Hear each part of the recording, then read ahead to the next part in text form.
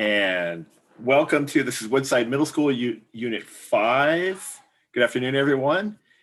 We have 3 students for us today, and my name is Mark McCall. I'm your facilitator for this afternoon, as well as your timer. I'll be with you tomorrow as well. We'll let the judges introduce themselves in just a moment, and then they will ask you to introduce yourself. Just as a reminder on your timing, 4 minutes for your prepared speech, 8 minutes of questions after that, and then the judges will provide feedback for you. And to help with the timing signals, just in case you can't see the signs and stuff, I'm going to do a virtual background. So with 1 minute left, I'll change to green. And then when your time is up after 4 minutes and 8 minutes, I will switch to yellow. And with that, I'm going to mute myself and turn it over to the judges. Well, good afternoon, and thank you for your hard work for both you and your teachers and coaches. We're so appreciative that you were able to do this in spite of the barriers that you might have experienced this school year. It's phenomenal that you're here. My name is Rebecca Tinder.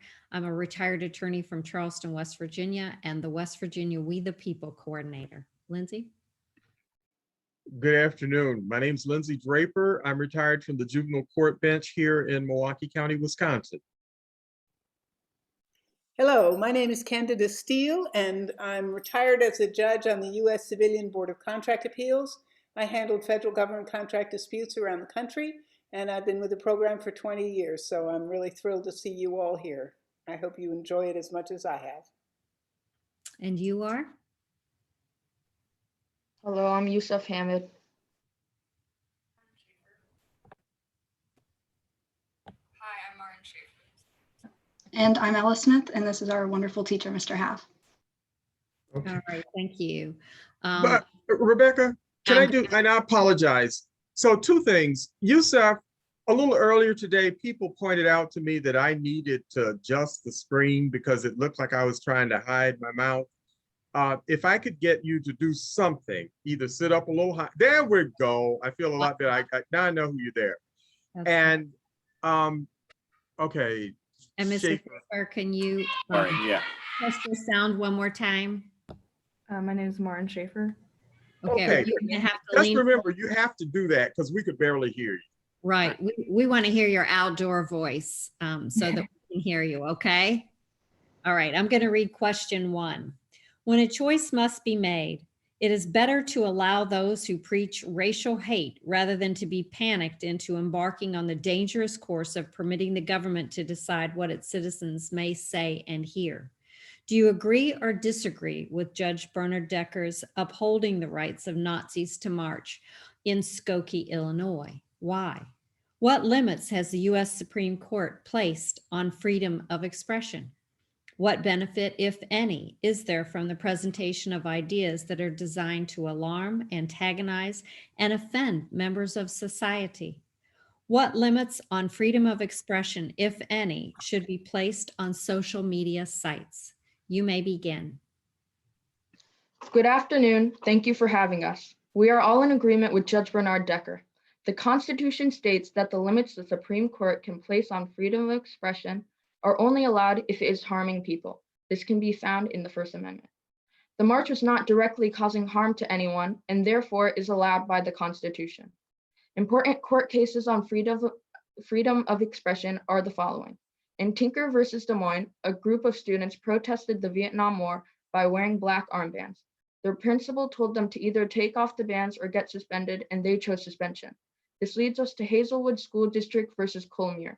The students who published the school newspaper put an article about teen pregnancy, and again, their principal told them to succumb and take out the article from the paper since he thought it was inappropriate. Lastly, Bethel School District versus Fraser. Matthew Fraser, a student, gave a speech which supposedly violated the school's guidelines, and Fraser thought they were taking away his freedom of expression. 2 of the court cases ended up winning since the students knew their rights and were educated enough that their rights should not be taken away by few. Coming back to Judge Bernard Decker, he knew that the U.S. laws are not made to be judged on what is seen as morally right, but what protects the people's rights. This includes a Nazi's right to march. As said in the Skokie, Illinois case, Skokie laws are the real issue, meaning that not allowing the Nazis to practice their freedom of expression is against the U.S. values and intentions in the First Amendment. I agree with the judge's decision. Allowing free speech is essential to the progression of society. For example, an extremist who spoke of white people being the devil. His idea was alarming, but as Malcolm X said, tell him and he and all the other moderate Negroes who are getting somewhere need to always remember that it was us extremists who made it possible. This references how extremists in the time of the civil rights movement caused less extreme but still progressive ideas to pass through and benefit our common good. If it weren't for our ability to alarm those that surround us with new ideas, we would solve issues slowly or not at all. For example, ideas like ACAB are very alerting. The founders designed the First Amendment to allow change and advancement, as it allows us to spread ideas and develop on them. Nothing should be able to take away our right to speak freely. By disallowing speech to citizens, the government begins to restrict where it shouldn't and enters a difficult area to control what the people can and cannot hear. Before the evening of January 6th, the president posted several tweets letting his supporters know that they should show up to protest against the finalization of the election results. After 2 windows had been shattered on the Capitol building and rioters had spilled into its halls, a video was released of Trump calling on his supporters to remain peaceful. He finished by saying, "We have to have peace, so go home. We love you. You are very special." The next day, Trump's Twitter account was restricted. Many argued that this was against his freedoms of speech and expression granted by the First Amendment. However, the First Amendment prevents the government from trying to keep you from sharing your beliefs, not companies such as Twitter, which is where we start to enter a gray area. If the government wanted to step in, they could publish a set of guidelines which its users must follow. If the government wanted to step in, they could publish a set of guidelines for social media companies wanting to operate in the US. But Twitter already has its own set of guidelines, which its users must follow, and failure to do so could result in removal from the site altogether. Though Trump was not preaching racial hate, he and his supporters had the right to protest until it became violent. If we do not believe in freedom of expression for those we despise, we don't believe in it at all. Noam Chomsky is exactly right. Even though we don't agree with the Nazis nor the protest on January 6th, we cannot stop them from marching. We can only speak against their beliefs and use our own freedom of expression. Thank you for your time. Thank you. You mentioned speech if it doesn't harm and speech, freedom of speech for the common good. What about false information? Does it deserve the protections of the First Amendment? Why or why not? I guess I'll start. I think it doesn't need the protection of the First Amendment, since it's still like it's everyone's right to it's a right for someone to speak freely about whatever they think, even though it may be false. They still have the right to speak. So I don't think it should be protected, and it wouldn't really be harming anyone. Well, it may harm people, but not like physically, I guess. Adding on to what my colleague said, we shouldn't really be limiting any form of speech, even including false information. There is a difference between fact and opinion, and some facts are not true. So we shouldn't be limiting any opinions, obviously. And we shouldn't be limiting facts because that can easily cross the line, and we don't want that because the people's right to speak is more important than not allowing untrue facts. Like somewhat what my friend Ella said is that by disallowing speech to anyone, what the Noam Chomsky quote. So if we disallow speech to false information, we don't allow really anyone to speak freely in some way. And that is that's an extreme way, but we need to allow everyone to speak no matter what it is, so we don't get too limiting. And if I were to say that one of the reasons our country has seen an uptick in anti-Asian activity is because we allowed people to talk about the Kung flu or the China flu, or we allowed something that has affected the world to be blamed on a particular people, and acts of violence, not immediate, but long-term, are happening all over. Doesn't that say we need to be careful about how much we're prepared to tolerate certain types of speech? Indeed, it does. I wouldn't go as far as saying that we allow them to speak that way, because there are several people saying, hey, let's not do that. That's very harmful. That's an entire culture you're blaming for something that's not entirely their fault. So I agree. We shouldn't, it needs to be regulated. Is there, other than public opinion and public morality, a way to modulate that type of speech? Can you say that again, please? If I were to agree with what you just said, is there anything we can do other than hope that everybody says that's ignorant, knock it off? I don't think so, because the only way that we could get that is the government saying, hey, let's not do that. And that the government can't do that. They can't they can't restrict your speech. They can't stop you from saying one thing or another because that's the government telling you what you can or cannot hear. Okay. Except for those occasional limits that you referred to up above. Can you give us a definition of hate speech, for example?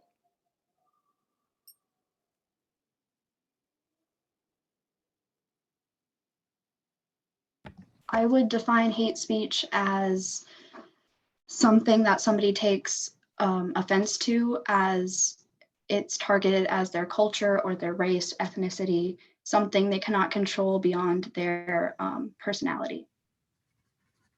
Okay. All right. Does freedom of expression contribute to good government? Explain your answer.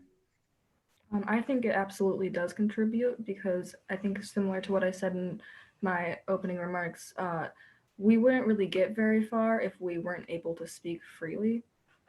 We would rely on other people's voices who we can't always necessarily trust. So we should have our own freedom of speech to spread our ideas. I would like to add on to my colleague. I think it's these different ideas and different things that people say that kind of grow our government, because with all these different views, we see more parties opening up, and we see just our government growing. How much should schools have the ability to respond to or control what students post on social media outside of school? I don't think so.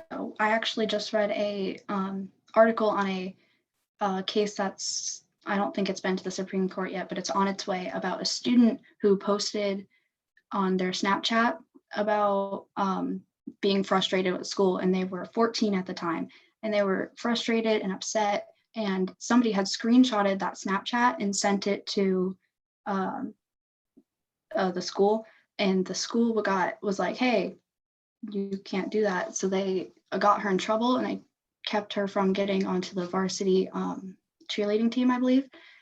And so they took it to court, and they made the school put her back into the program, because that takes back from Tinker versus Des Moines.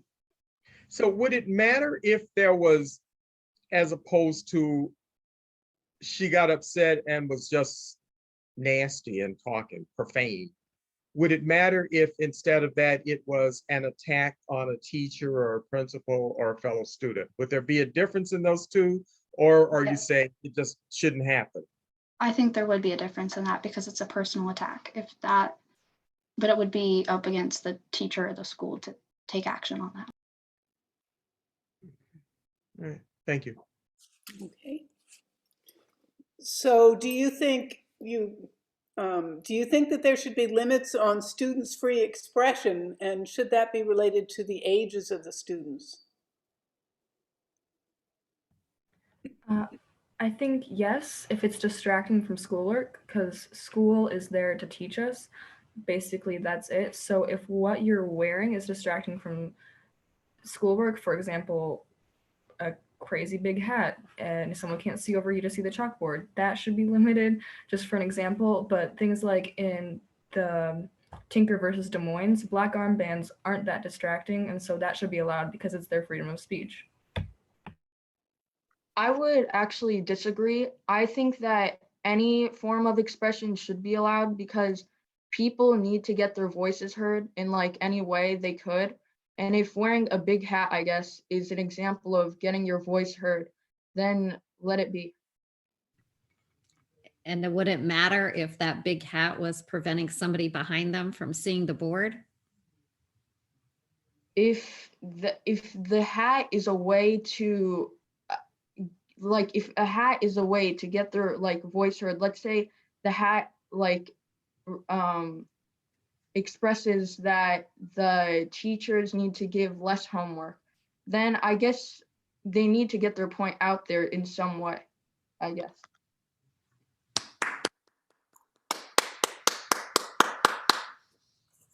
Great job. Very good, very good. We very much appreciated your remarks. Thank you so much. Again, you're to be commended. I enjoyed your prepared remarks, and it's the first time I've heard the use of common good in reference to these questions that we're dealing with, and I really like that. I thought that was an interesting way to look at these things. You, of course, covered Tinker and Hazelwood and Fraser and even Malcolm X and the January 6 events, going through your prepared remarks, and then did a really good analysis on the false information question. I thought, trying to figure out what you do with that kind of thing. And these are obviously issues that we all struggle with, trying to figure out where is that line, and does that line move with the times? Does it move with the type of information that we're sharing or the means of sharing information? I think these are all good things for us to know and understand. And I really like that you were reading most recently about the case that is at the Supreme Court now that involves that cheerleader who had a few things to say online, and we'll find out what our Supreme Court does. And you did a great analysis of how you thought it might come out. And I liked that you could disagree with each other, and or maybe even disagree with court decisions, and we're able to explain why, which is what we always need to hear, is not just your opinion, but why. What is the foundational basis for that, the Constitution or the case that you think applies in that? And you did a really good job. Thank you so much. Great, thank you. That was a lovely job. I've also very much appreciated your comments and white people are the devil. That you, the false information discussion was also really helpful and interesting, and just the distinction between facts and opinions making a difference is a good subtlety to have noticed as well. I hope you've had a lot of fun doing this. I hope you are inspired to know more about how your government operates and what your responsibilities are, because you sure have a good head start. And I hope that, I know that you'll be absolutely wonderful citizens and influence the people around you to pay attention and read the paper and find out what's going on and go and vote all the time. But I hope you'll also think about whether or not you might be interested enough that you would like to represent the rest of us in state, local, or federal government, because we need people who know what they're talking about. And you're already, I have to say, on your way. You know more than my law school classmates knew when we got to law school. So you're ahead of the game by far. So thank you. It's been a pleasure talking with you, and I hope you continue your interest in this down the road. Thank you. It's a pleasure.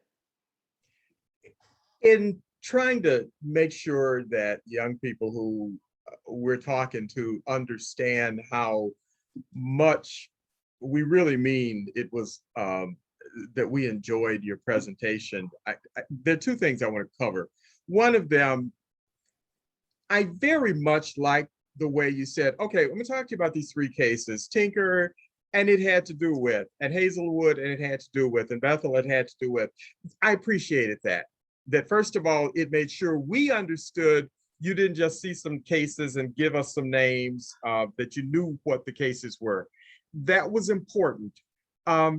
The concept of, maybe it wasn't morally right, but the issue was what protects the people's rights. I really liked that framing of the issue. That stood out to me.